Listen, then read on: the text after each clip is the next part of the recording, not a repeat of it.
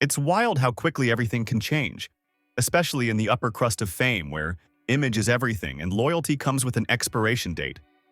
Meghan Markle just got a sharp reminder of that. You'd think years of friendship with Serena Williams would count for something. The public support, the high-profile appearances, the wedding invite, the interviews. But when Serena recently curated an exclusive girls' trip to Lake Como, Meghan's name didn't even make the guest list. And make no mistake, it wasn't an oversight. It was a message. Insiders say this wasn't about scheduling conflicts or a missed invitation. The trip was deliberately intimate, handpicked, a small group of powerful, serene, drama-free women with a shared ethos, grace, elegance, and no chaos. One of them was Emma Thynn, the Marchioness of Bath, a historical figure in her own right, mixed heritage, poised, and deeply respected in aristocratic circles. She's everything Meghan once aspired to be: elegant, modern, relevant, but without the noise. While Meghan's name clings to controversy like static, Emma floats above it effortlessly. The contrast didn't go unnoticed. Apparently, Meghan did reach out. She sent messages, voice notes, tried Serena, tried others. The responses, muted at best, or worse, awkwardly polite brush-offs. One woman reportedly replied, "We're just keeping it really intimate." That's Hollywood code for, "You're not invited." And if there was any lingering doubt, someone involved in planning the trip allegedly made a joke that leaked, "You can't party with us." They claimed it was harmless. Meghan didn't think so. Because this isn't high school. This is the elite high-stakes social world of Hollywood and royalty telling you, you're out. But this fall didn't happen overnight. Meghan's been on a slow, quiet descent for a while. And whether she realizes it or not, the signs have been everywhere. Once part of a group chat with Serena and other powerful women, Meghan's presence became exhausting. Every conversation somehow circled back to her. A friend would share a win. Meghan would pivot the conversation to her own struggles. Someone got a deal. Meghan reminded everyone how hard it is for women of color to succeed through the lens of her own experience. Eventually, that group chat dissolved. A new one formed. She wasn't added. Even Serena, who'd stood by Meghan more times than she probably wanted to, started pulling away. There wasn't a dramatic falling out, just quiet boundaries. A slow, calculated distancing. One of Serena's business partners reportedly said it bluntly, "If Meghan's coming, you can kiss discretion goodbye." That stuck. These women weren't looking for headlines on their Lake Como retreat. They wanted peace, laughter, champagne, no TMZ alerts. Meghan found out about the trip through whispers, through stories that didn't include her name. And for someone who built a brand around empowerment and inclusion, that silence was cutting. But this wasn't pettiness. It was clarity, a reset. Hollywood doesn't cancel you with confrontation. They freeze you out. No dramatic goodbye, just quiet non-invitations, meetings that never get scheduled, and phones that stop ringing. Meghan used to be a queen piece in that world. The American actress who became a duchess. The underdog who spoke her truth. But somewhere along the way, that narrative broke. What was once inspiring started to feel repetitive. Every press appearance, every podcast, every Netflix special screamed the same chorus: misunderstood, mistreated, misrepresented. At first, people listened. But eventually, it wore thin.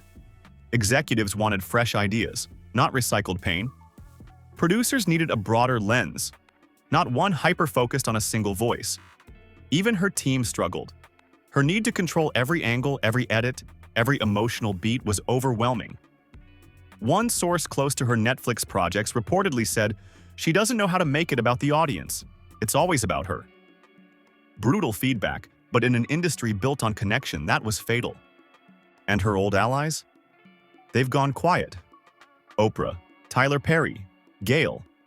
Relationships that once looked like unshakable support systems now feel distant. Friendly in public. Detached in private. No one is jumping to attach their name to Meghan's next big thing. Not out of malice, but fear. When every move you make becomes a spectacle, proximity becomes liability. You're not a collaborator. You're a risk. Meanwhile, Emma Thynn is playing the long game. No press tours, no trauma narratives, no self-reinvention every 6 months. Just consistent philanthropy, composed appearances, and quiet influence. Emma isn't chasing attention, yet she's getting it. She's the it woman of the moment, not because she's screaming for it, but because she doesn't need to. She doesn't have to explain who she is to Oprah. She doesn't need to sit on a podcast to validate her identity. She just is. And that quiet confidence? That's what women like Serena are gravitating toward. Emma is everything Meghan tried to brand herself as, without branding it. It's not just Serena stepping back. One Hollywood executive reportedly called Meghan a walking press release. Another described working with her as exhausting. Too many handlers, too many rules, and not enough substance. Those reputations don't just kill deals, they burn bridges. In a world where trust and ease are currency, Meghan's become high-maintenance capital. And that's the irony. Meghan once stood for the outsider breaking in, the woman who disrupted tradition. But now she's on the outside again. This time, not because she's misunderstood, but because people are tired. Tired of the noise, tired of the spin. Tired of being asked to play supporting characters in a never-ending saga of victimhood. Serena's Lake Como trip wasn't just a getaway, it was a message, a social filter. And Meghan didn't pass through it. One source close to Serena put it simply, Serena's in her peace era, Meghan isn't. And peace looks like private villas, real conversations, and evenings free of PR strategy. It's not elitist, it's selective, and selection speaks volumes. Emma Thynn, not Meghan Markle, is the woman you invite when you want elegance, ease, and zero fallout. Back in Montecito, Meghan reportedly responded to the snub with disbelief and strategy. She sent texts, voice notes, tried to smooth it over. The responses? Cordial, but final. "We're keeping things chill," one woman replied. "That's not diplomacy, that's a freeze-out. And the pain isn't just exclusion, it's recognition." Meghan, who once positioned herself as a voice for empowered women, is now quietly being excluded by those very women. Not out of jealousy, but out of self-preservation. Because in elite spaces, being exhausting is worse than being wrong. Meghan's inability to share the spotlight, to operate without dominating the narrative, has cost her more than brand deals.